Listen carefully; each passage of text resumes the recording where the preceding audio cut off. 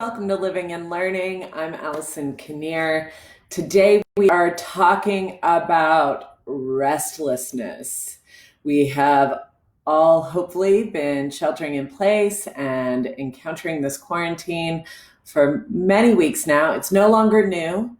You're no longer in that kind of frantic prepping mode. Perhaps some of the grief has passed, or some of the anger has passed, or perhaps it's resurfaced. And right now, you might be feeling restless. I mean, clearly, I think there's a lot of restlessness happening in our country. If you're noticing the protests and things like that, there's this unease, this restlessness. And part of that restlessness is fear, right? We're afraid that we're not going to have money. We're afraid we're not going to have jobs. We're afraid we're going to lose things like our homes or our people, lose our normalcy, which we already have at this moment. We're having to, one of the things that has happened is, oh, and greetings from Texas. Hello, Craig. Welcome. One of the things that has happened is that our game has changed, and we do not like that. Humans in general are not huge fans of things changing. We're also not huge fans of things staying the same. And what's interesting about this time is while things have changed dramatically in our worlds, there's also this pervasiveness of sameness that has taken place, right? We're like in the same house with the same people, kind of doing the same things. There's a monotony to it. And all of that feeds into a restlessness, kind of that unease, that uncomfortable kind of itching for something else, itching for something new, itching for a new normal, or to go back to our old normal. That's if you're sitting with that, I know I'm sitting with that. And I wanted to share some things that I'm doing to help, some things that you can do to help yourself should you find yourself in that restlessness. So one of the things that I invite, or one of the things that I know I have been doing, is trying to move more. Oh, Charlene, help my anxiety, please. Yes. Oh, you are not alone. So one of the things you can do is to move more. We are at home. We are not moving. We're not getting in those steps that you don't even think about. The walk from the house to the car, from the car to work, from work back to the car, from the car back to home, right? We're not moving as much. And so movement is significant. And it doesn't mean, even if you live in a small place, you can still move. I often work at my desk, and this afternoon I'm like, oh my gosh, if I have to work at my desk again, I'm going to scream. And I moved to the couch and I worked from the couch. It's like moving, getting outside and going on those walks is huge. So moving your body, turning on a song that you love and moving to it, dancing. This movement, and I'll tell you, I don't know if you experience this, but for me, when I am kind of feeling that restlessness and that it's almost like a heavy blanket can be on us, where we don't even want to move, even though we know we probably should. It would probably help us. There's kind of like a bit of a resistance that can happen. And one of the things that energy can feel a little stagnant. So one of the ways to break up the stagnant is to move and to get back in your body. And so kind of making yourself, not in an unkind way, but kind of bringing yourself to move your body to a different location, to go on that walk, to dance to that music. Craig, I love what you're saying. You did yoga practice for the first time in a while. Introducing yourself to something a little bit new that involves your body. Because, Charlene, you're talking about anxiety.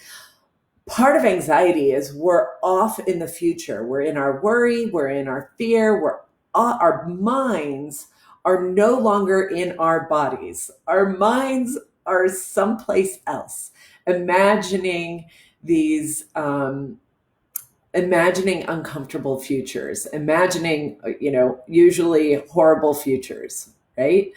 But our bodies are just here. Our bodies are always in the now.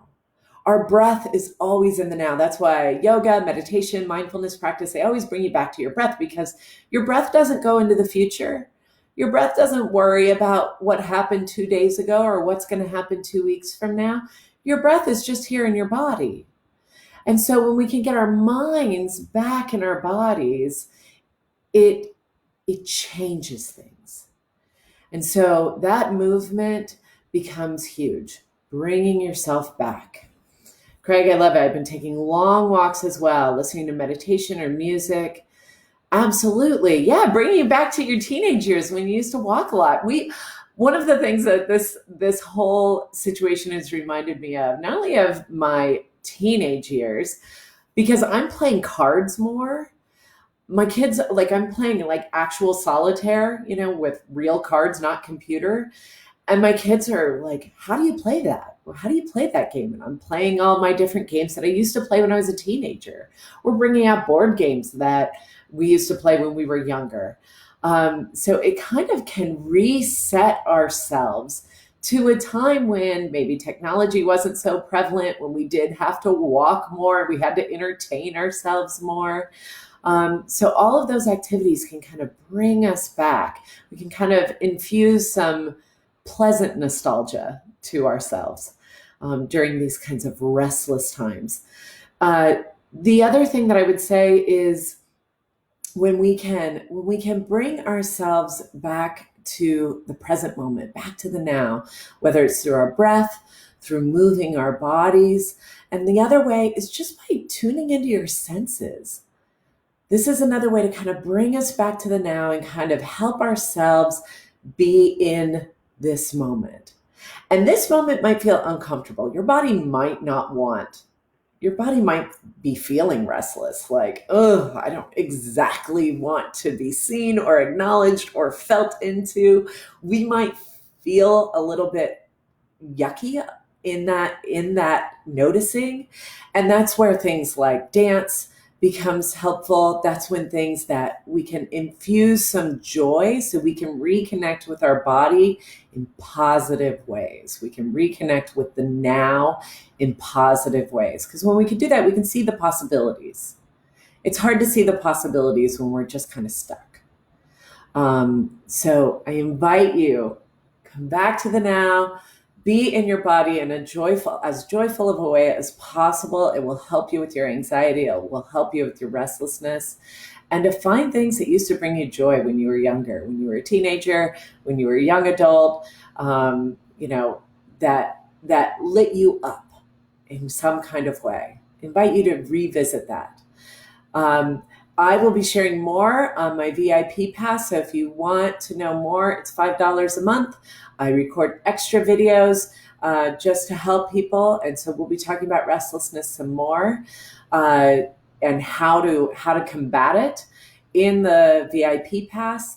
And I invite you, if you do something that brings you joy, brings you out of your restlessness, brings you into your body in happy ways, or brings you back to your teenage self, go ahead and write a comment, because I'd love to hear from you, hear what you're doing to break up the restlessness in your life. I wish you a full week of living and learning. I will see you next week. Take care, be well, and see you then. Bye.